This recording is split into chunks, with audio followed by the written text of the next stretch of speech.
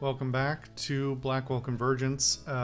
We sent another ghost off, and then we're sort of, but not really, attacked by the Countess, who seems to be a ghost and also confused, and also Joey's not being forthcoming, and then we went to sleep, but then we woke up in the bar, or maybe dreamed the bar. It's not really clear. There was no, like, indicator that it wasn't real. And then what's her face in the old-timey dress talked to us and didn't say anything of note. So I guess we'll talk to Joey. What is it? How'd the Countess learn to fight like that? You call that fighting? She was kicking your ass. I would have got her in the end. How'd the Countess... I would have... I guess we have questions about the Joe Ghoul fund now. Joe Gould, not Joe Ghoul. That was the other thing. We had the open question about, like, why there's the name, the Minetta, and yeah, I don't know. Like, he has memories he doesn't know about, but then there's also the fact that he was strangled to death, which was presumably by the Countess, but then the Countess should have been dead, you know, like, what, 2 decades ago or something like that? So why, if she's still active, or if something else is going on, I don't know. What does Joe Gould have to do with Frank Lyons? Joe Gould died almost 30 years ago. So what? I died over 70 years ago. Death isn't as final as it used to be.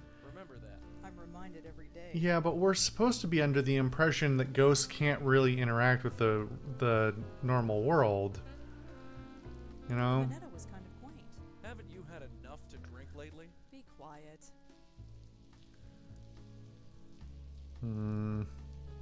So does Joe Gould, like, is he like a ghost as well who's possessing people in some regard or something? I don't, because that like other voice he had wasn't ever explained, right? I guess. So what should we do now? I told you that gallery has a painting of the Countess on Oh, the that's wall. right. You should go and check it out. Right. And that's why I was speculating why that the other artist had probably seen her. That's all for now. Sure. So, sounds like it's very rainy. You coming? Yeah, let's blow this popsicle stand. Dude, this is my apartment. Say that about other places that aren't my apartment where we both live. Come on. Nishanti isn't home. Alright. There's nothing but more apartment. Right? This is the way out, not this way. I don't know why that's so unintuitive to me. Okay. Are we gonna get pulled directly into a conversation? No, we're just walking right past her. Alright. Now look at that and tell me this isn't a coincidence. Stupid old hag. We'll find you. Just see if we don't. That's a terrible fucking painting. Like, okay, take the Countess's face off of it. Listen, I'm not gonna be too, like, you have to paint a masterpiece for your 320 by 240 pixel art game, just for a one-off shot, right?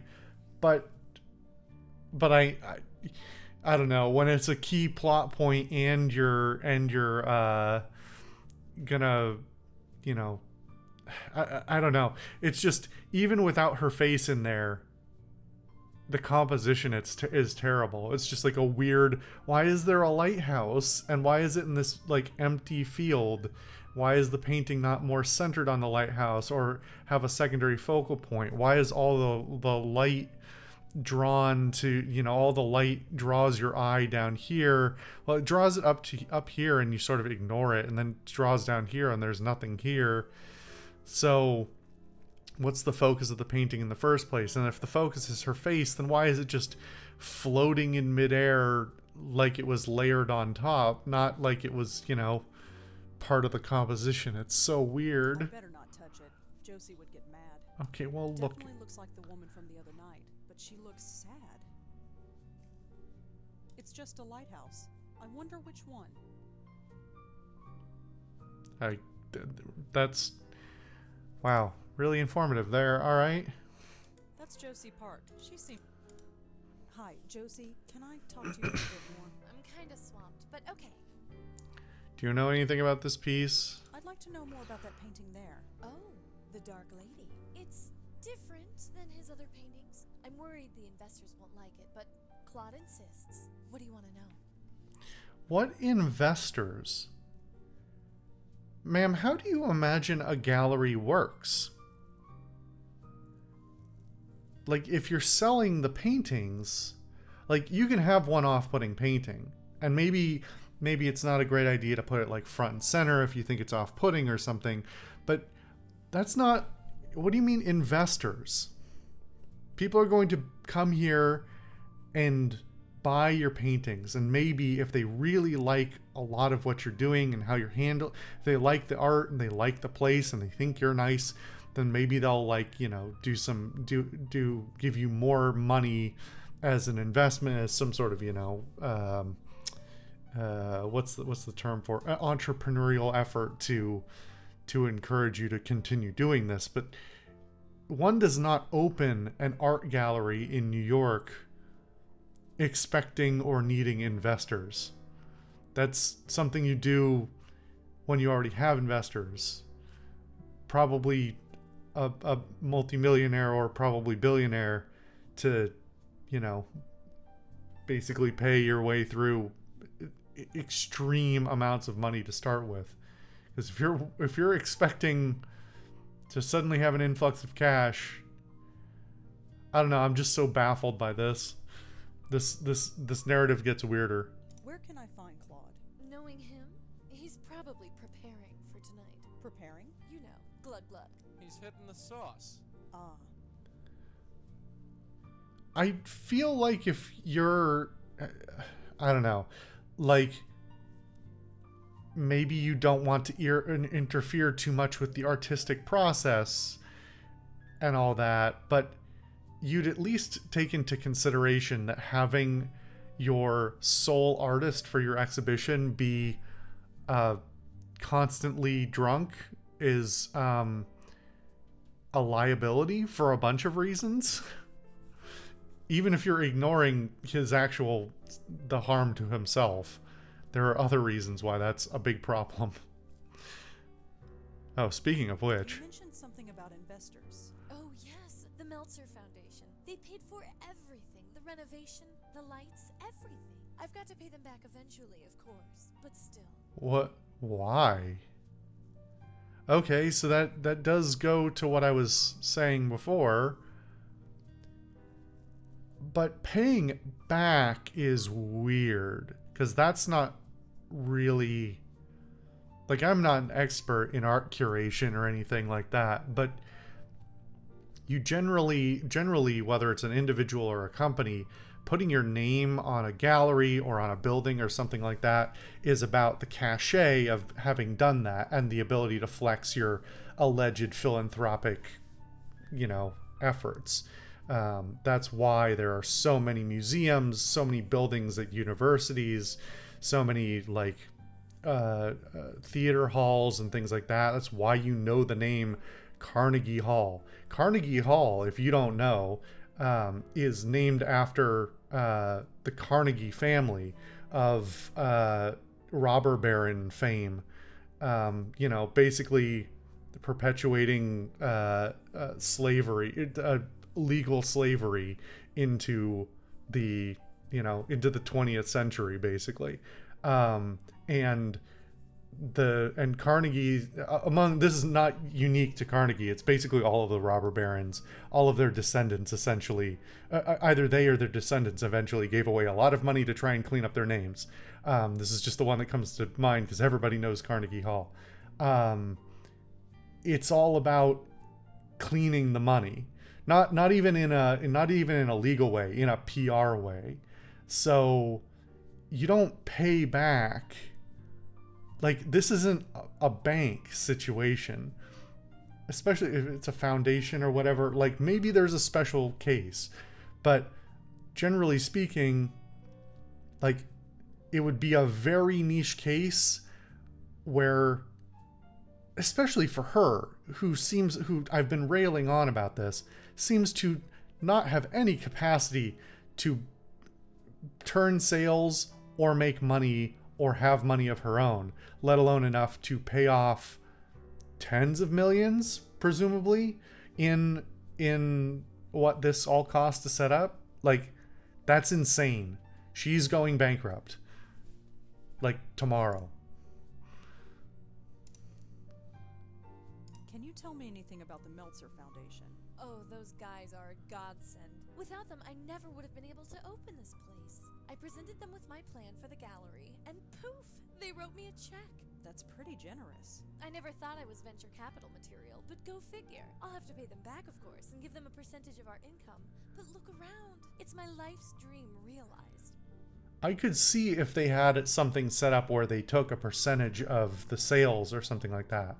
Fine. But in addition to just paying them back, like if it was we believe you have, like, venture capital would be, we believe you have the wherewithal to run this business in a way that is so successful that if we just take a portion of it, we will make our money back and more. That's what venture capital would be.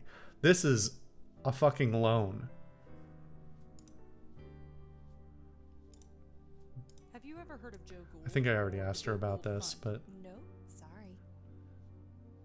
all right. Well, Thanks, Josie. I'd better get going. Sure, Angela. I'll see you at the opening tonight. I guess last night was not the opening, was it? All right. I'm sure that fire exit's going to come into play still. I guess he's probably at the bar, isn't he? Now that I think about it for a second. Yep. Claude? Rosangela Blackwell, the writer. Come on over.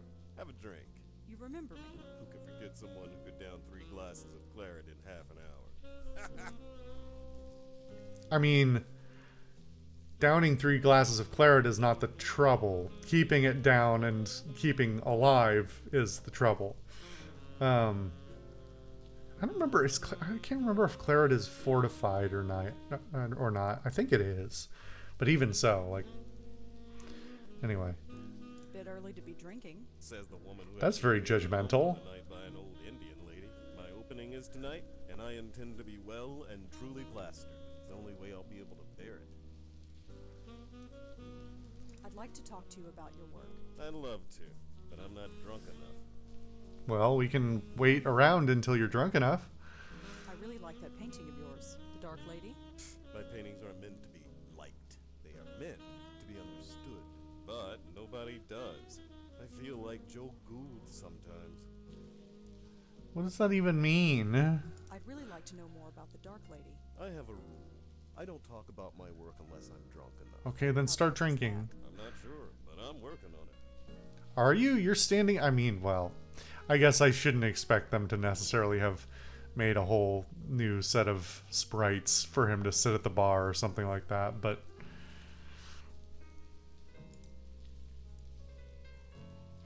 I haven't talked to him about anything, have I? I think we only kind of met him in What do you think passing. of the Park Gallery? It's alright, I guess. I don't know what Josie sees in my stuff. She doesn't understand it at all. She likes it enough to risk her money on it. Liking it isn't the same as understanding it. Still, Josie's been good to me. How could I say no? I mean, what are you getting out of it, though? Are you getting a upfront stipend of some kind, or? Do you know Monique Stallman? She was at the gallery the other night, yeah? Uh-huh. She told me my work was awful. I liked her. She insisted. She was honest. She didn't pretend to be awed by it like all the other phonies do. I mean, he seems like kind of a jackass when he says stuff like, it's not meant to be liked, but it is funny when, you know, like minds meet, and...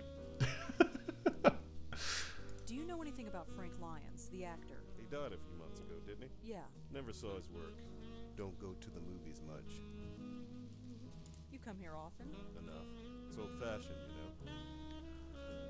You know about Joe Gould. Sure I do.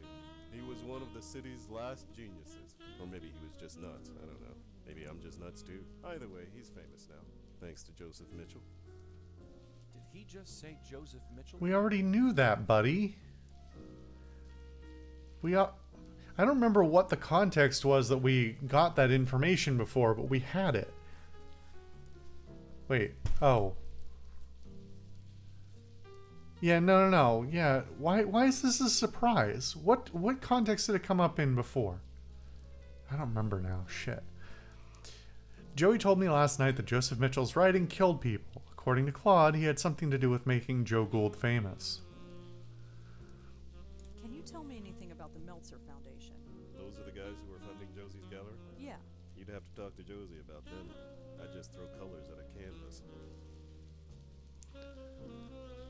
Could you tell me more about Joseph Oh, Mitchell? I missed one. Another of the city's great geniuses. Gone.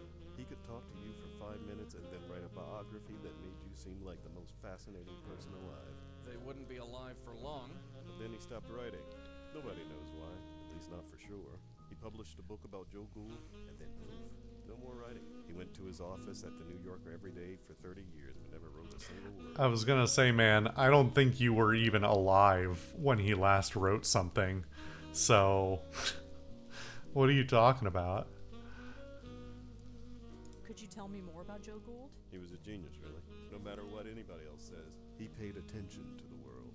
Actually talked to people. And he wrote it all down. Every last word. Why? He was trying to find the connections that bring everyone and everything together, simply by observing and cataloging everything he saw. He called it the oral history. Nowadays, you'd call it blogging. And that made him a genius? Think about it. After Joseph Mitchell wrote Gould's biography, Mitchell never wrote again. No other subject could be as satisfying. Gould was that interesting. That It was wasn't said the that reason. city's unconscious was trying to speak through Joe Gould. Maybe it was true, maybe it wasn't. But to even attempt such a thing, I call that genius. Didn't we establish in the previous game that the reason why like the explicit reason he stopped writing in the first place was because he realized his writing was killing people?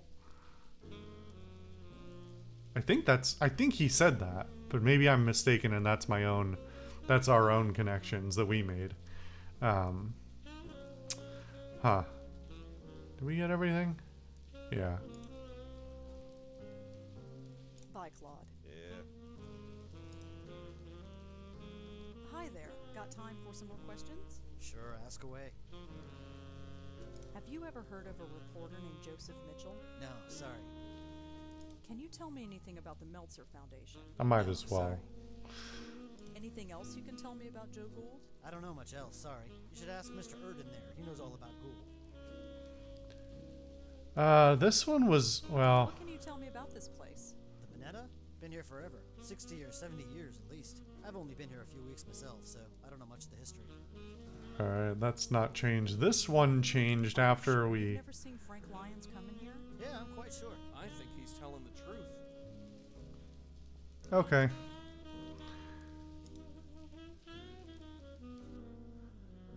It's a portrait of Joe Gould. It's a portrait. Is this really all we get out of this? Not a lot of leads, There's man. nothing but empty tables back there. There's nothing. Alright, well, that was not super informative. I almost wish these games had... Like, they do a pretty good job of setting the tone and setting, but I feel like they could be really helped along, or at least eased along, and deepened by having a narrator of some kind to just sort of give descriptions of both the locations and how our character is feeling. Even if Rosa just like talked to herself more, you know. Wow. If I still had a nose, I could smell the whiskey from here. There's nothing but empty. There's nothing else for you, right? Apparently this guy is Joe Gould. Looks half crazed, whoever he is.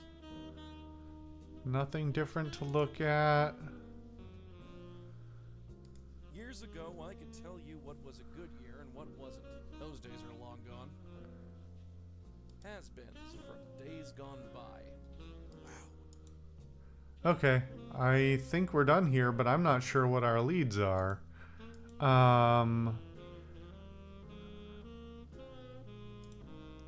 Oops, I gotta switch to... Wait. Do I not have anything in my...